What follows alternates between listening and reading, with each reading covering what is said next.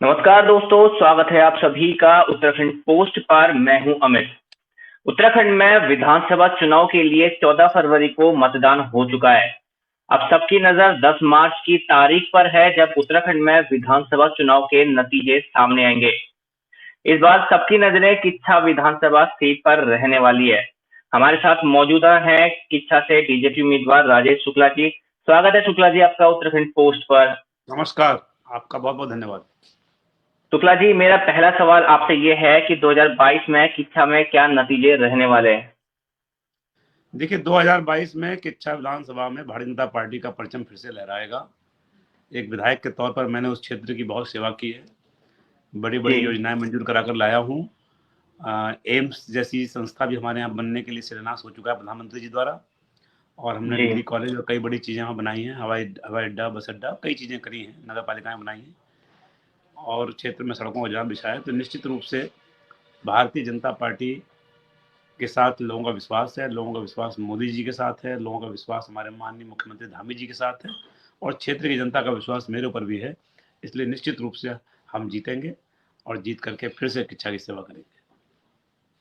अपने दर्शकों को बता दूं कि 2008 में किच्छा विधानसभा सीट अस्तित्व में आई थी और अभी तक यहाँ 2 विधानसभा चुनाव हुए हैं, जिनमें दोनों ही बार राजेश शुक्ला जी ने जीत दर्ज की है। शुक्ला जी, पिछले विधानसभा चुनाव की अगर बात करूं तो आपके लिए ये सीट हॉट सीट बन गई थी, क्योंकि आपने यहाँ से सिटिंग मुख्यमंत्री को हराया था। और इस बार यहाँ से आपके सामने तिलक राज बेहड़ होंगे, तो क्या वो आपको चुनौती दे रहे हैं? फिर से कहें, क्या कह रहे थे? क्या वो 2017 की अगर बात करें तो आपने यहाँ कमाल किया था, क्योंकि आपने सिटिंग मुख्यमंत्री को ऐसे हराया था। इस बार जी, आपके सामने कांग्रेस ने तिलक राज बेहड़ को उतारा है, तो क्या वो आपको टक्कर दे रहे हैं? देखिए, चुनाव तो चुनाव है, चुनाव में टक्कर तो होती है, और जी। विशेष रूप से इस प्रदेश में कांग्रेस और बीजेपी दो ही बड़ी पार्टियां हैं जिनका आपस में टकराव होता है। और मेरी जी। सीट टेपोग्राफिकली वहाँ चूंकि मुस्लिम मतदाता ज़्यादा हैं, इस नाते कांग्रेस के लोगों को लगता है हमेशा कि वो सीट उनके लिए आसान है। इसीलिए जी। हरीश रावत जी भी मुख्यमंत्री रहते वहाँ आए थे, और इसीलिए तिलक राज बेहड़ जी भी जो 2 बार लगातार रुद्रपुर में हारे हैं, वो वहाँ से भाग कर किच्छा पहुँचे हैं, ये सोच कर के कि वहाँ मुस्लिम मतदाता बहुत ज़्यादा है और शायद उनका काम चल जाए। जी। लेकिन वहाँ के जो सभी लोग हैं, चाहे वो हिंदू हों, मुस्लिम हों, सिख हो, ईसाई हों, सब लोग विकास की सोच रखते हैं, और भारतीय जनता पार्टी का सबका साथ सबका विकास के नारे के साथ वो हमारे साथ रहते हैं। और मैंने विधायक रहते हुए सबका दिल जीता है, सबके लिए काम किया है। तो निश्चित रूप से कोई जाति समीकरण और क्षेत्रीय समीकरण और मजहब के आधार पर समीकरण बनाकर वहाँ कोई ख्वाब पाल रहा हो, अलग विषय है। लेकिन वहाँ पर निश्चित रूप से भारतीय जनता पार्टी जीतेगी। राजेश शुक्ला ही फिर से वहाँ से विधायक बनकर वहाँ के लोगों की सेवा करेंगे। कांग्रेस कह रही है कि हम 48 से ज्यादा सीटें उत्तराखंड में जीतेंगे और पूर्ण बहुमत की सरकार बनाएंगे। बीजेपी पर तरह तरह के आरोप कांग्रेस ने लगाए हैं कि लीडरशिप नहीं है, 3 मुख्यमंत्री बदले हैं। किच्छा विधानसभा में क्या होने वाला है? क्या आप हैट्रिक लगा रहे हैं इस बार? देखिए, कांग्रेस तो कुछ भी कहती है। अभी मैं हरीश रावत जी का बयान सुन रहा था, वो इतने वरिष्ठ व्यक्ति हैं। उन्होंने कहा कि मैंने तो ये बयान चुनावी लाभ लेने के लिए दे दिया था। तो अब जो लोग चुनावी लाभ लेने के लिए कुछ भी बोल देते हैं, अभी उन्होंने कहा मैं तो या मुख्यमंत्री बनूंगा या घर बैठूंगा। वो अपनी जीत के प्रति खुद ही आश्वस्त नहीं है, और अभी से उन्होंने भूमिका बनानी शुरू कर दी है कि ईवीएम में छेड़छाड़ की संभावना है। ये नहीं कह रहे छेड़छाड़ हुई है, ये भी नहीं कह रहे जी। कि नहीं हुई है, कह रहे हैं संभावना है। वो संभावना इसलिए कह रहे हैं कि अपने हारने पर एक गुंजाइश रख लें कि भाई अगर मैं हार गया तो ईवीएम में छेड़छाड़ थी, और मैं जीत गया तो ईवीएम ठीक थी। तो ये जो कंसेप्ट है, इससे आप समझ सकते हैं कि कांग्रेस कितनी हताश है, कितनी निराश है, और कांग्रेस को लगता ही नहीं है उनमें कि उनको अंदर कॉन्फिडेंस ही नहीं है। वो समझ ही नहीं रहे कि हम सरकार बना सकते हैं या सरकार में आ सकते हैं। तो मुझे नहीं लगता कि कोई अगर ऐसा उनके पास परचम होता, प्रचंड बहुमत होता, तो कभी ईवीएम में छेड़छाड़ की बात नहीं करते और कभी ये नहीं कहते कि मैं घर बैठूंगा। घर बैठने में लगता है कि उनको लाल कुआं की सीट पर भी वही खतरा दिखाई दे रहा है जो खतरा उनको किच्छा में और हरिद्वार ग्रामीण में पिछली बार हुआ था। अब हरीश रावत जी का जिक्र हुआ है, तो मैं आपसे ये पूछना चाहूंगा कि 2017 में हरीश रावत जी किच्छा से उन्होंने चुनाव लड़ा था। इस बार वो लाल कुआं से चुनाव लड़ रहे हैं। आपको ऐसा क्या आपको क्या वजह लगती है कि उन्होंने किच्छा से इस बार चुनाव नहीं लड़ रहे हो? तो वही बताएं ना, वो क्यों भाग गए किच्छा से? किच्छा से क्यों भाग गए? हरिद्वार ग्रामीण से क्यों भाग गए? जहाँ की जनता ने जहाँ से वो हारे थे वहीं का विश्वास फिर क्यों नहीं जीता? फिर वो बहुत सिद्धांतों की बात करते हैं, तो उन्होंने किसी नए नौजवान को मौका देने की बजाय खुद अपनी बेटी को टिकट क्यों दे दिया? हरिद्वार ग्रामीण उन्होंने अपनी बेटी लड़ा दी, और लाल कुआं में एक बेटी को टिकट मिला था, एक बहन को जो उनकी बेटी समान है, उसका टिकट काट के वो खुद आ गए। तो मतलब परिवारवाद है कि नहीं है? तो कांग्रेस में तो ऊपर से नीचे तक परिवारवाद चल रहा है, मैं नहीं तो मेरा बेटा, नहीं तो मेरी बेटी। और कांग्रेस के लिए काम करने वाला कोई और कार्यकर्ता हो, कोई लड़की हो, कोई महिला हो, कोई संघर्षशील बहन हो, तो उसका टिकट काटने में ज़्यादा संकोच नहीं है। आप हरीश रावत से पूछिए कि लाल कुआं क्यों भागे, रामनगर से क्यों उनका विरोध हुआ, क्यों उनके पूरे उत्तराखंड में सीट ढूंढने में इतनी परेशानी हुई? जो कि आदमी अपने को मुख्यमंत्री का प्रत्याशी कहता हो, उसी की पार्टी का कार्यकारी अध्यक्ष उसके रामनगर की सीट पर घोषित होते उसका विरोध करता हो। इसका मतलब साफ है कि कांग्रेस में केवल सत्ता की मलाई खाने की लूट का झगड़ा मचा हुआ है। अभी से ही, जब अभी तो सूत न कपास और जुलाओं में लट्ठम लट्ठा शुरू हो गया। सरकार आने कोई संभावना दूर दूर तक नहीं दिखाई दे रही। सरकार फिर से भाजपा की आ रही है, और मूंगेरी लाल के हसीन सपने देखते हुए लट्ठम लट्ठा शुरू हो गया, मैं नहीं बनूंगा, मैं घर बैठूंगा तो वो बनेगा। प्रीतम सिंह जी कुछ कह रहे हैं, ये कुछ कह रहे हैं, यशपाल जी कुछ कह रहे हैं। तो कुल मिलाकर के कांग्रेस केवल सत्ता की राजनीति में रहना चाहती है, और सत्ता में रह करके देश को प्रदेश को लूटने के अलावा उनका कोई एजेंडा नहीं है। इसीलिए वो लोग बहुत परेशान है, कैसे भी किसी तरीके से झूठ बोल के, सच बोल के, भ्रम फैलाकर, धर्मवाद चलाकर, जातिवाद चलाकर कैसे भी सत्ता ले ली जाए और उसके बाद इस प्रदेश को लूटा जाए, और इसके अलावा उनका कोई एजेंडा नहीं है। शुक्ला जी, अगर कांग्रेस के उम्मीदवार डाले तो कांग्रेस यहाँ हमेशा से बाहरी उम्मीदवार लाती रही है। पहले हरीश रावत का यहाँ से चुनाव लड़ना 2017 में, और इस बार तिलक राज बेहड़ को मैदान में उतारना। क्या लगता है कांग्रेस क्यों बाहरी उम्मीदवार यहाँ से मैदान में उतार रही है? क्या उनके पास यहाँ कोई मजबूत चेहरा नहीं है? अभी तो कांग्रेस बता पाएगी। उनके पास तो बहुत अच्छे अच्छे नौजवान थे जिन्होंने पूरा जीवन लगाया था, लेकिन उनमें से किसी को मौका नहीं दे करके कांग्रेस ने शायद पहले ही हार मान ली सीट पर। या हो सकता है हरीश रावत जी जी के मन में उन सब लोगों से बदला लेने की भावना रही हो जिन्होंने उनके सामने टिकट मांगा था। तो उनको लगता है कि भाई इन लोगों ने पिछली बार टिकट क्यों मांगा। उनको ये भी शक है कि उन लोगों ने उनके लिए काम नहीं किया, शायद उनको सजा देने का मन में रहा हो। इसीलिए उनमें से किसी को, जो 7-8 लोग किच्छा से बहुत अच्छे नौजवान जो संघर्षशील लोग हैं वो टिकट मांग रहे थे, उसमें उनको टिकट देने की बजाय उन्होंने रुद्रपुर से एक, मतलब मैं कह सकता हूँ चुके हुए नेता को, जो चूक गए हैं, जो जो जिनका लगभग एक खत्म हो चुका है इरा, उनका दौर, वो 2 बार लगातार हार भी चुके हैं, ऐसे व्यक्ति को किच्छा लाने का सीधा सीधा मतलब यही था कि वो बदला लेने की भावना से राजनीति करना चाहते हैं। एक तरफ तो कहते हैं बदले की भावना से राजनीति नहीं करता, दूसरी तरफ उन्होंने अपने ही दल के लोगों से बदला लिया।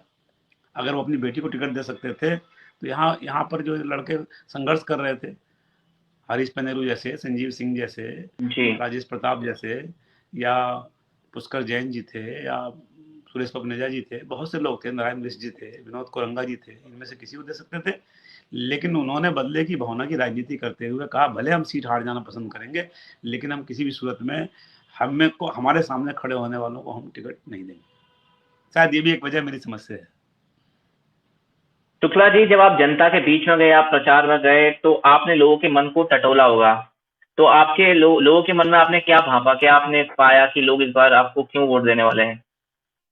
नहीं, लोगों में बड़ा उत्साह था, लोगों मुझसे प्यार है। मैं लगातार 20-25 वर्षों से राजनीति में हूँ। मैं 2 चुनाव शुरू के हारा भी हूँ, तब भी मैं लोगों के दिलों में रहा हूँ, लोगों के बीच रहा हूँ, और लगातार 2 बार जीतने के बाद भी मैं लोगों के साथ रहा हूँ, लोगों के सुख दुख का साथी रहा हूँ। मैं मैदान छोड़कर भागा नहीं हूँ। मैंने वहाँ विकास के नए आयाम खड़े किए। किच्छा में डिग्री कॉलेज ऐसी चीज़ नहीं थी, जी मैं भारत सरकार से मॉडल डिग्री कॉलेज लाया। किच्छा में चिकित्सकीय सुविधाएं बहुत खराब थी। आज भले कांग्रेस कहती है 4 धाम 4 काम, लेकिन हर घर सुविधाएं पहुंचा देंगे, लेकिन स्वास्थ्य मंत्री रहते हुए यही जो मेरे प्रत्याशी थे, जब स्वास्थ्य मंत्री थे, तब वो किच्छा को कोई एक उच्च स्तर का चिकित्सकीय संस्था नहीं दे पाए, जबकि मैं एम्स तक किच्छा में मंजूर कराने में सफल हुआ हूँ, इंटरनेशनल एयरपोर्ट लाने में सफल हुआ हूँ। डिग्री जी कॉलेज मैंने बना के खड़ा कर दिया जहाँ पढ़ाई चल रही है। बस अड्डा बहुत हाईटेक बना रहा हूँ जिसका काम चल रहा है। जल जीवन मिशन से हमने कई गाँव को पानी की टंकियाँ लगा कर बड़ी और 650 फीट गहरा पानी देने का काम शुरू किया है। 3-3 नगर पालिकाएं, नगर पंचायतें बनाई क्षेत्र में, सड़कों का जाल बिछाया है। लोगों को याद है कि लालपुर से नगला तक की रोड कितनी खराब रहती थी, और इसी क्षेत्र का प्रतिनिधित्व मंत्री करते थे, लगातार 11 साल मंत्री थे, और 20 साल वो सड़क खराब रही। लेकिन मैंने चुनाव जीतते ही उसको, सड़क को बढ़िया बना के तैयार किया है, और तमाम सड़कें बनाई हैं। तो लोगों ने मुझे हाथों हाथ लिया, लोगों ने मुझे बहुत प्यार दिया है। ठीक है कि इस सीट पर 40,000 मुसलमान हैं, इसलिए कांग्रेस और लोगों को लगता होगा कि वो जीत जाएंगे, लेकिन ऐसा है नहीं, क्योंकि जो सभी लोगों ने मुझे बहुत प्यार दिया और मैं जीतूंगा। शुक्ला जी, आपने बताया कि आपने क्या-क्या काम गिनाए हैं। मेरा आपसे सवाल ये है कि अगर आप जीतते हैं इस बार भी तो आप वो कौन से काम नहीं कर पाए, वो क्या काम आप करेंगे?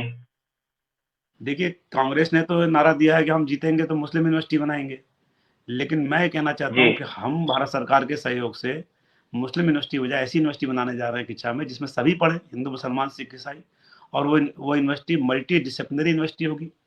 इसके Uttarakhand skill development and multi disciplinary university, 300 एकड़ जमीन हमने उसमें प्रपोज की है। 16 अलग अलग कॉलेज होंगे एक ही कैंपस में 300 एकड़ में, और करीब करीब 2,337 करोड़ रुपया भारत सरकार दे रही है उसमें। तो वो जो हम बनाएंगे जी। यूनिवर्सिटी, वो एक माइलस्टोन बनेगी उत्तराखंड के विकास में, और जॉब ओरिएंटेड और स्किल डेवलपमेंट के दृष्टिकोण से एक बहुत अच्छी यूनिवर्सिटी बना रहे हैं। तो वो हम पूरी करेंगे। जो नहरी कवरिंग का काम मेरा है, जिसमें 50 करोड़ में मंजूर कराए, उस काम को पूरा करेंगे। एक पुल, रपटा पुल वहाँ सक्सेस नहीं हो पाया था गोला नदी पर, तो हमने बड़ा पुल स्वीकृत कराया है 25 करोड़ का, उसे पूरा करेंगे। हाईटेक बस अड्डे का काम जो चल रहा है उसे पूरा करेंगे। डेयरी वाली बनकर तैयार हो गया है। हवाई अड्डा हमारा प्रपोज्ड है, उसमें हमने 1100 एकड़ जमीन लगभग दी है, उसे पूरा करेंगे। एक अमृतसर कलकत्ता इंडस्ट्रियल कॉरिडोर मंजूर कराया है, उसे पूरा करेंगे। बहुत हाईटेक जेल बन रही है मेरे यहाँ, वो काम पूरा होगा। तो जो हमने आधारशिला रखी है विकास की, उसको पूरा करने का काम करेंगे। और साथ ही साथ कुछ नए काम भी हमने सोच रखे हैं, जैसे हम जहाँ पुराना बस अड्डा था वहाँ हम पूरे किच्छा की पार्किंग बना रहे हैं, उसको पूरा करेंगे, बना के बढ़िया बनाएंगे। ऐसे जो किच्छा के जी। साथ गोला नदी बहती है, इसके दोनों तटों पर कटाव होता है, उससे हमारे शहर को खतरा रहता है, कुछ जमीनें किसानों कट जाती हैं। तो दोनों तरफ एक रिवर फ्रंट डेवलप करेंगे, ताकि वो पर्यटन की दृष्टि से एक अच्छी चीज़ बने, और साथ ही साथ लोगों की ज़मीनें बचें। ऐसे हम भारत रत्न पंडित गोविंद बल्लभ पंत जी के लिए हमने 16 एकड़ ज़मीन दी है पार्क के लिए, उसमें हम उनकी 150 फीट ऊंची प्रतिमा बनाने जा रहे हैं। एक सुंदर पार्क डेवलप करने जा रहे हैं जो दर्शनीय स्थल बने। तो कुल मिलाकर किच्छा पर्यटन की दृष्टि से, तीर्थाटन की दृष्टि से, कनेक्टिविटी की दृष्टि से, आपके इंडस्ट्रियल डेवलपमेंट की दृष्टि से, एजुकेशन हब के दृष्टि से, हेल्थ के पॉइंट ऑफ व्यू से एक बड़ा शहर बने, ताकि वहाँ का कारोबार बढ़े, वहाँ लोगों का रोजगार बढ़े। इस मकसद को लेके हम इस चुनाव में लड़े थे, और ये हम भविष्य में हमारी यही योजनाएं हैं। अच्छा शुक्ला जी, इस बीच बीजेपी के कई विधायकों ने भीतरघात की बात कही है। क्या आपको किच्छा में ऐसा महसूस हुआ है? जी, महसूस तो हुआ है, लेकिन उसको मैं पार्टी फोरम पे ही कहूँगा, मीडिया में नहीं कहूँगा। मैंने पार्टी फोरम पे इस बारे में बता दिया है कि किन लोगों की क्या भूमिका थी, किन लोगों ने क्या किया है, जी। किन्होंने साथ दिया है, किन्होंने भीतरघात किया है, किनका किस पर हाथ था। इन सब बातों को मैं मीडिया में नहीं बोलूंगा। मैंने जहां बोलना है वहां बोल दिया। मैं पार्टी का अच्छा अनुशासित शुक्ला जी। सिपाही हूँ। मैं पार्टी हाँ का जी। अनुशासित सिपाही हूँ, पार्टी कार्यकर्ता हूँ। मैं पार्टी के फोरम पे उस बात को कहूंगा। जो भी मेरी वेदना है, जो मेरे साथ अच्छा बुरा हुआ, उस सबको बताऊंगा मैं। लेकिन उसके बावजूद भी न मैं गिरा, न मेरी उम्मीदों के मीनार गिरे, कुछ लोग मुझे गिराने में बार बार गिरे। तो क्या इसका फायदा कांग्रेस को मिलेगा? क्योंकि एक नहीं कई विधायक आए सामने, उन्होंने बताया कि भीतरघात हुआ है और मीडिया के सामने आए, तो भीतरघात इसका फायदा क्या कांग्रेस को भीतरघात मिलने हुआ वाला है? है। भीतरघात दोनों तरफ से हुआ है, उधर भी हुआ है, उधर भी काफी लोगों ने भीतरघात किया है, इसलिए कोई बहुत चिंता की बात नहीं है। जितना भीतरघात इधर हुआ है, उससे ज्यादा उधर भी हुआ है। क्या इसकी वजह रही? क्योंकि एक तरफ तो पार्टी कह रही है कि इस बार पार्टी का लक्ष्य 60+ सीटें जीतने का है, और मतदान के थोड़े वक्त के बाद विधायकों की ये बातें सामने आई हैं, तो कुछ बात समझ नहीं आई कि ऐसा आखिर हुआ क्यों? ये कोई नई बात नहीं क्या है, तैयारियों में सामान्य कुछ सी कमी बात रह है। गई थी? हर तरह के लोग पार्टियों में होते हैं, अच्छे लोग भी होते हैं, खराब लोग होते हैं। जहां एक और बहुत से कार्यकर्ताओं ने लगन से काम किया, मेहनत से काम किया, जो जीत दिलाने में जिनकी महत्वपूर्ण भूमिका रहेगी। विश्वासघात भी होता है। विश्वासघात आज से थोड़ी होता है, वो तो विभीषण के जमाने से होता है, और जयचंद्र के जमाने से होता है। कोई नई बात थोड़ी है, होता है। जी। पुष्कर सिंह धामी आपके ही जिले से हैं और आपके अच्छे मित्र भी हैं। बतौर सीएम उनके कार्यकाल को आप कैसे देखते हैं? उन्होंने कैसा काम किया है? देखिए, पुष्कर धामी जी को बहुत कम समय मिला, मात्र 6 महीने मिले, लेकिन 6 महीने में उन्होंने एक कार्यकर्ताओं में नया बिगुल बजाया, प्राण फूके। उन्होंने पूरे प्रदेश में एक अच्छा सकारात्मक वातावरण बनाया। तमाम रुके हुए कार्यों को उन्होंने तेजी से पूरा कराने की कोशिश की, और कई 600 से अधिक फैसले लिए। निश्चित रूप से उनके आने से एक वातावरण पूरे प्रदेश में भाजपा के पक्ष में बना, भाजपा का एक अच्छा माहौल बना और शायद वही कारण है कि हम फिर से सत्ता में आएंगे। अच्छा, हरीश रावत जी ने अभी हाल ही में एक बयान दिया था कि भाजपा तो बुरी तरह हार रही थी, लेकिन पुष्कर सिंह धामी ने उनको मैदान में वापस लाए हैं वो भाजपा को। उनके इस बयान पर आप क्या कहना चाहेंगे? देखिए, हरीश रावत हमारे घर के बुजुर्ग हैं, उत्तराखंड के बुजुर्ग हैं, और अब उनकी अवस्था ऐसी हो गई है कि कई बार उनको ये पता रहता है वो क्या कह रहे हैं, क्या कहने वाले हैं। तो उनकी बातों को उनकी पार्टी के लोग सीरियस नहीं लेते, तो हम लोग क्या सीरियस लें। अब वो खताए बुजुर्गन गिरफ्तन खता, एक उर्दू का शेर है कि खताए बुजुर्गन गिरफ्तन खता, बुजुर्गों की खता पकड़नी सबसे बड़ी खता है।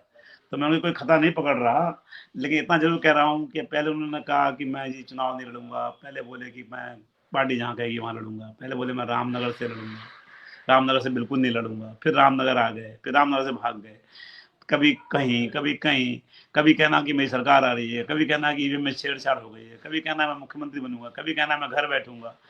तो अब वो कभी कहते हैं कि पुष्कर धामी बहुत बेकार हैं, कभी कहते हैं पुष्कर धामी की वजह से भाजपा फिर से जिंदा हो गई। तो अब उनकी बातों में खुद इतना कॉन्ट्राडिक्टरी बोलते हैं वो कि उन्हीं के दल के लोग नहीं समझ पाते, तो हम लोग कहाँ समझ पाएंगे। जी, शुक्ला जी, 2017 के चुनाव की अगर बात करें तो 40,000 से ज्यादा वोट आपको पड़े थे, तब जीत का अंतर बहुत ज्यादा नहीं था।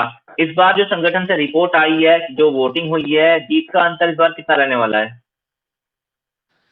क्योंकि तब इस बार मुझे उम्मीदवार लगता है आपके कि सामने कोई और था, इस बार कोई और है। 4 से 5,000 वोटों के बीच में जीतूंगा, ऐसा मुझे लगता है, क्योंकि पिछली बार से मुझे वोट ज्यादा पड़े हैं और 14,000 मतदाता जो नए बने हैं उनमें ज्यादातर जो युवा हैं वो भारतीय जनता पार्टी के पक्ष में है। दूसरा, मातृशक्ति का वोट ज्यादा पड़ा है, मातृशक्ति का झुकाव भाजपा के प्रति ज्यादा था। तीसरा, जिस माइनॉरिटी के वोटों पर कांग्रेस बहुत उछल रही है उसके वोटिंग परसेंटेज कम हुआ है। तो इन सब कारणों से मुझे लगता है कि हमारी जीत होगी। जी, धन्यवाद शुक्ला जी, आपने हमें कीमती वक्त दिया, हमारे साथ जुड़ने के लिए बहुत बहुत धन्यवाद। उम्मीद करता हूँ 10 मार्च का दिन आपके लिए अच्छी खबर लेकर आए। थैंक यू, धन्यवाद तिवारी जी, आपको बहुत बहुत धन्यवाद।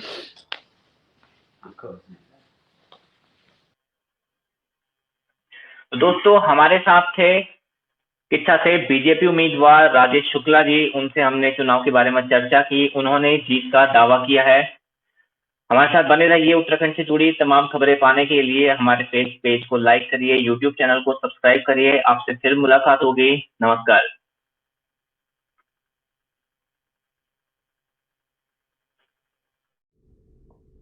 उत्तराखंड से जुड़ी ऐसे ही रोचक वीडियो और खबरें सबसे पहले पाने के लिए आज ही सब्सक्राइब करें हमारा यूट्यूब चैनल और बेल आइकन को जरूर प्रेस करें। वीडियो को लाइक करें और शेयर करना ना भूलें।